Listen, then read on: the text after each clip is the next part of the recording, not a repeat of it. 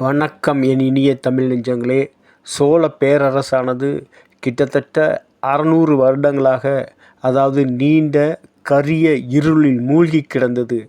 அந்த நீண்ட நெடிய கரிய இருளிலிருந்து சோழ பேரரசை வெளிச்சத்துக்கு கொண்டு வந்தவன் ஒற்றியூரன் மகனான விஜயாலய சோழனே. விஜயாலய சோழனுக்கு பின்பு அவனது மகன் ஆதித்ய சோழன் அதை மிக பெரும் பேரரசாக மாற்றுவதற்கு வழிவகுத்தான்.